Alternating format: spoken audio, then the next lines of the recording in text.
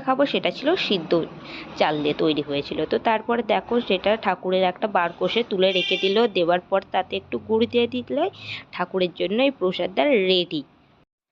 তো তারপর পিঠে তৈরি করে শেষ হতে হতে একদম সন্ধে। তো এখন চলে এসেছে আর কি ঠাকুরতলায়। তো মা বাপি এখন তৈরি করছে বাউনি, যেগুলো দেওয়া হয় বাউনির জন্য, আর মা এদিকে ঠাকুর পাতছে। তো ঠাকুরটা কীভাবে পাতে চলো তাহলে তোমাদের বলি।